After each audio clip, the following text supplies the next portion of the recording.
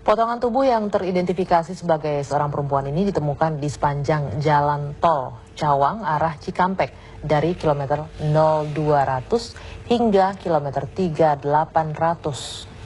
Potongan tubuh yang tercecer terdiri dari kaki kanan, tangan kiri, kaki kiri, dan kepala.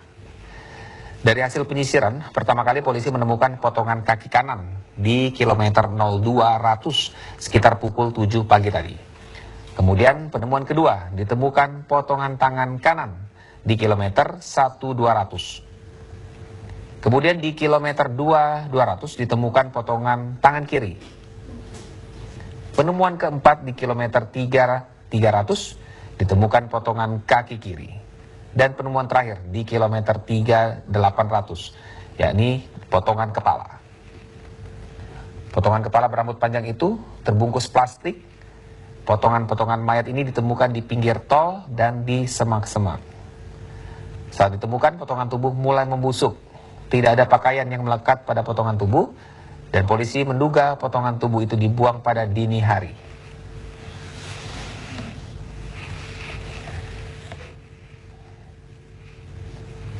Apa kabar terbaru terkait dengan kasus mutilasi ini? Kami sudah tersambung di ujung telepon dengan Kabid Humas Polda Metro Jaya, Kombes Polisi Rikwanto. Selamat sore Pak Rikwanto.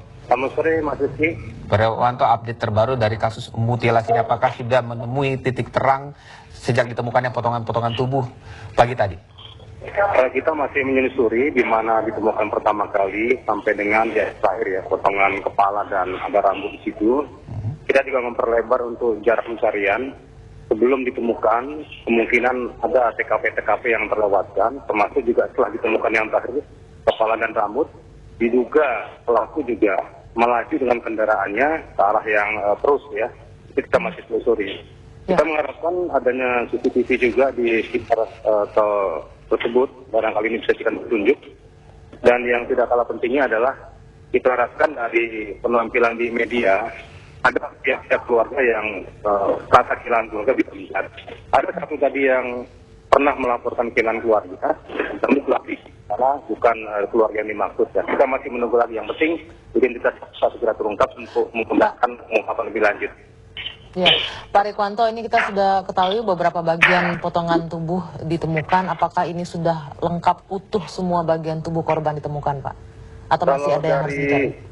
Anggota tubuh ini sudah lengkap, namun dari isi ya, banyak perut dan lain-lain kita masih pilah-pilah, karena dalam kantong plastik dua kantong ini merupakan bagian-bagian yang perlu dipilah-pilah lagi, dari mulai usus dan lain-lain, apakah ini semua lengkap atau tidak. Kemudian kita juga temukan sidik jari, mudah-mudahan dari sidik jari bisa kita identifikasi lebih lanjut. Pak, tadi Anda katakan sebagian orang sudah berupaya yang merasa kehilangan anggota keluarga. Itu artinya sudah teridentifikasi dengan jelas, Pak. Tadi jenis kelamin adalah perempuan, kemudian berambut panjang, kemudian ciri-ciri lain, Pak? Ciri lain kita masih dalami dari maupun visum ya, karena memang si mayat ini dimutilasi dalam kondisi setelah membusuk. Jadi kalau ada titik-titik tertentu kita duga apakah ini tanda lahir atau karena luka pembusukan. Kita masih tunggu dari hasil visum. Pak Rikwanto, dari kondisi jenazah yang sudah membusuk, bisa diperkirakan nggak Pak kapan korban diperkirakan dibunuh? Ini atau paling lama 1 minggu ya. Sementara dugaan kita, busuknya juga rambut itu sudah terlepas dari batok kepalanya, sehingga diduga antara 1 sampai 1 minggu kemudian daripada meninggalnya mayat tersebut. Sudah berapa keluarga, Pak, yang datang untuk melihat, untuk memastikan apakah ini merupakan bagian dari pihak keluarga mereka yang hilang? Baru 1 keluarga yang memastikan ya. Kita harapkan segera ditemukan keluarga yang merasa kehilangan di RSCM. Nanti kita fasilitasi untuk pertama yang lainnya. Dari kondisi potongan-potongan tubuh ini, apakah ada terlihat Pak tanda-tanda korban atau jenazah ini mendapat perlakuan tindakan kekerasan begitu di bagian tubuh yang lainnya? Nah itu yang kita perlu dalami lagi, karena proses menemukan di tubuh potongan-potongan ini kan sudah pembusukan. Jadi kalau dipastikan ada yang tertekan, ada yang hitam, ada yang legam, ada yang golesan, apakah ini karena mutilasinya atau luka karena ada penganiayaan sebelumnya, kita perlu pastikan dari hasil ini. Kita akan ikuti terus. Pak, ini kan ditemukannya di jalan tol, Pak. Betul, betul. Kemudian kan selama ini kita tahu ada di semak-semak, di sungai. Kemudian apakah dengan dibuang di tol ini merupakan modus baru begitu, Pak? Motif baru? Ya, banyak perkiraan, banyak dugaan ya. Apakah ini sekedar menghilangkan jejak atau ini pesan dari yang melakukannya, ini masih kita duga saja. Yang jelas kalau dibuang di pinggir jalan tol tentunya segera ditemukan oleh masyarakat atau siapa yang melintas. Ini masih menjadi teka-teki bagi kita. Kita dalami dulu ya. Pak, kalau di sepanjang jalan tol itu, seperti yang Anda informasikan tadi, apa memang sudah ada terpasang CCTV sehingga bisa membantu memudahkan penyelidikan nantinya? Atau hanya di beberapa titik saja ada? Ya, kita bawa juga dari tugas jalan tol ya. Masih kita selusuri panjang TKP, itu juga awal sebelum itu yang pertama ditemukan, dan setelah itu yang kedua ditemukan terakhir ya. Kita selusuri terus sepanjang jalan. Barangkali di situ ada tanda-tanda pada jam-jam tertentu yang bisa diidentifikasi siapa yang telah membuangnya. Apakah dari lihat potongan-potongan tubuh ini, Pak, yang ditemukan kemudian berjarak, tadi Anda mengatakan bahwa mobil itu lurus terus mengarah ke potongan-potongan tubuh itu, apakah bisa diperkirakan, Pak, ini pelaku ini lebih dari satu orang atau satu orang, Pak? Itu juga masih dugaan ya, maksudnya.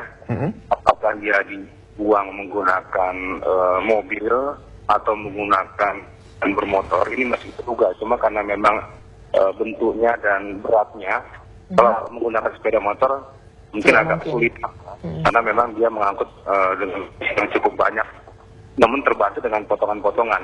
Kita masih menduga ini pakai mobil, tapi bisa kemudian pakai motor. Kemudian saat ini, Pak, yang tengah dilakukan tadi sambil menunggu tadi sidik jari tadi, kapan hasilnya, Pak? Proses sidik jari itu? Sidik jari ini kan bisa dia, namun kan pembandingnya perlu kita cari ya. Apakah dia pernah vaksin atau pernah terdaftar di kartu pelabuhan baik atau terdaftar di mana, kita perlu cari pembandingnya dulu, baru bisa kita temukan kemungkinan siapa yang menjadi korban.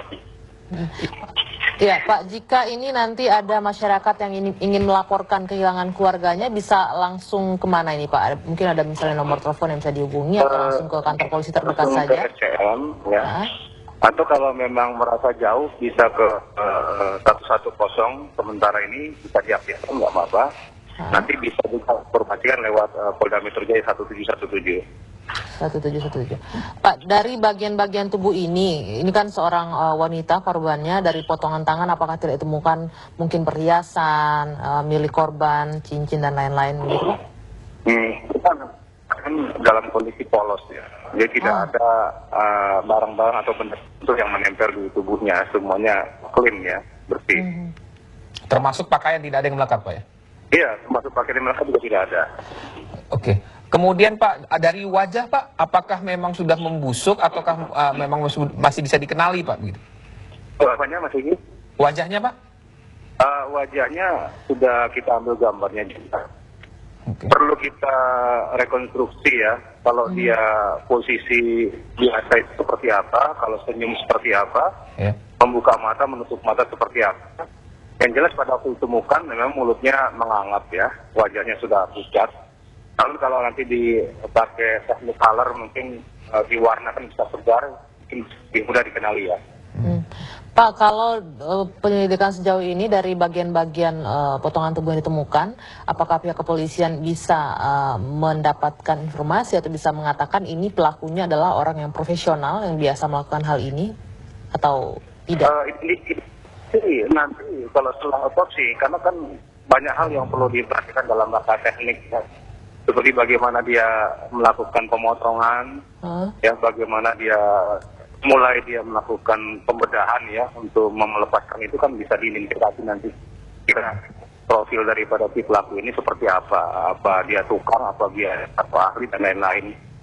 Oke.